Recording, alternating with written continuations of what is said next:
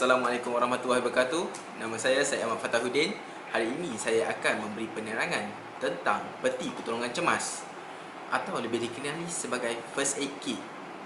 Sebagai seorang first aider, peti pertolongan cemas adalah satu perkara yang sangat sinonim kepada kita, iaitu untuk menyimpan alatan untuk kita memberi rawatan kepada mangsa. Baiklah, saya akan memperkenalkan peti pertolongan cemas ini.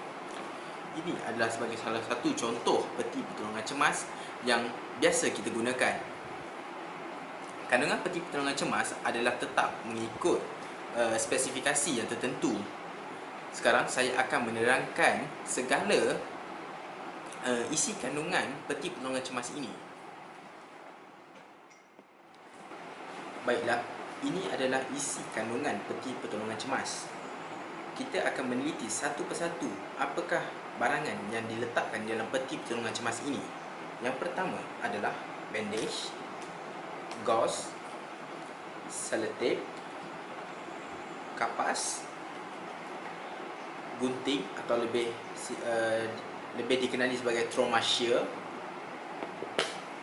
kain anduh dan normal saline.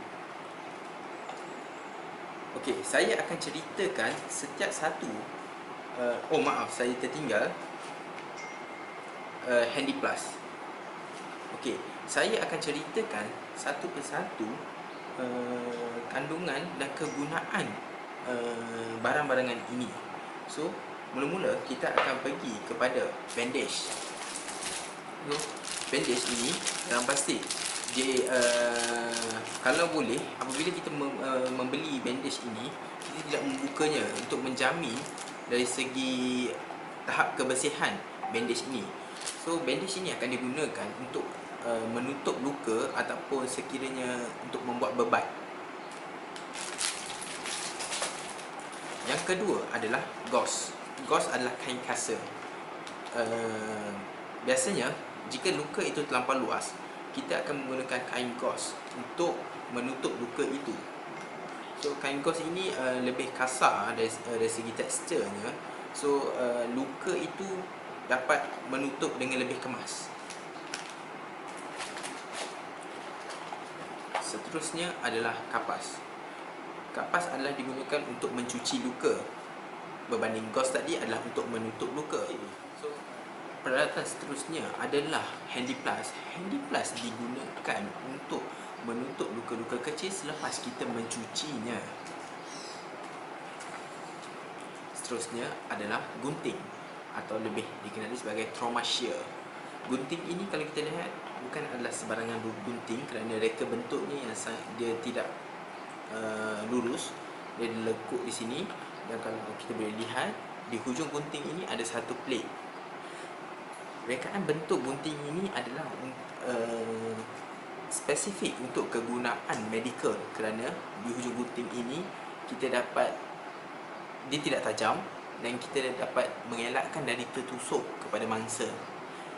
Tujuan utama gunting ini biasanya digunakan untuk menggunting pakaian mangsa sekiranya kita ingin memberikan rawatan cemas ataupun menggunting apa-apa perkara yang lain yang semasa untuk kita memberi pertolongan cemas kepada mangsa. Dan yang terakhir adalah normal saline. Normal saline adalah air garam, digunakan sebagai cecair untuk mencuci luka. Rata-rata kita tengok dalam first aid kit kebanyakannya adalah menyediakan Dettol ataupun antiseptik punya cecair. So, kita takut sekiranya mangsa yang kita rawat itu mempunyai alahan kepada cecair tersebut. Jalan yang terbaik adalah menggunakan normal saline kerana ini hanyalah semata-mata air garam yang kegunaan asasnya adalah untuk mencuci luka. Seterusnya, saya akan tunjukkan struktur di dalam peti pertolongan cemas ini. Struktur ini, kalau kita tengok, dia terasing antara barangan kering dan barangan basah. Jika kita boleh lihat, terdapat satu lagi contoh peti pertolongan cemas di mana mereka mempunyai pembahagi di dalam kotak peti pertolongan cemas ini tujuannya adalah untuk mengasingkan antara barangan kering dan barangan basah. Jika ada pembahagi dalam kotak ini, kita perlulah meletakkan barangan basah di bawah dan barangan yang kering di bahagian atas bagi mengelakkan sekiranya barangan basah seperti normal selain ini terbocor ataupun tertumpah, dia tidak akan mencemar kepada barang-barang yang kering ini. So, beginilah susunan peti pertolongan cemas, dan juga diingatkan peti pertolongan cemas perlulah sentiasa dalam keadaan berdiri tegak macam ini, kerana kita ingin mengelakkan sebarang normal selain ke apa-apa yang cecair tertumpah sewaktu dalam penyimpanan. Seterusnya, saya akan berkongsikan jenis-jenis peti pertolongan cemas atau first aid kit yang pelbagai variasi. Kalau kita tengok yang sebelum tadi, saya menunjukkan peti pertolongan cemas ini. Peti ini lebih sesuai dari segi kegunaan di satu tempat, iaitu seperti di rumah, di pejabat ataupun di kedai, kerana strukturnya yang secara estetik lebih mudah. Jika anda ingin membeli peti pertolongan cemas untuk diletakkan di dalam kenderaan anda boleh membeli yang lebih kecil dan portable, kerana penggunaannya masih sama, cuma lebih compact untuk digunakan atau dibawa di dalam kereta ataupun kenderaan yang anda naiki. Baiklah, sekiranya anda seorang yang gemar dengan aktiviti luar ataupun aktiviti lasak, first aid kit merupakan elemen penting dalam bekalan ataupun untuk anda bawa sewaktu anda beraktiviti. Saya cadangkan first aid kit yang lebih kecil dan compact ini kerana ringan dibawa dan mudah. Juga barangan yang ada disediakan juga sama seperti first aid kit yang disediakan di rumah. Sekiranya anda seorang yang sering membawa beg ataupun seperti perempuan yang membawa beg tangan ataupun membawa beg galas, anda boleh letakkan first aid kit ini di dalam beg anda.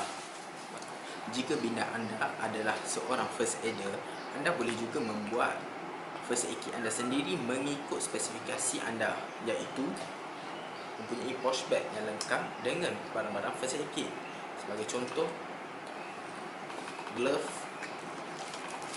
tisu dan segala perkara-perkara barangan yang first aid kit yang diperlukan, anda boleh letak dalam beg ni dan sentiasa bawa bersama, kerana kemalangan yang berlaku sentiasa tidak diduga. Baiklah, ramai juga yang tertanya kenapa di dalam first aid kit tiada ubat-ubatan. Saya akan menjelaskan kenapa perkara ini tidak diletakkan dalam perkara asas peti pertolongan cemas. Sebagai contoh, setiap individu mempunyai alahan terhadap obat dan setiap individu adalah berbeza.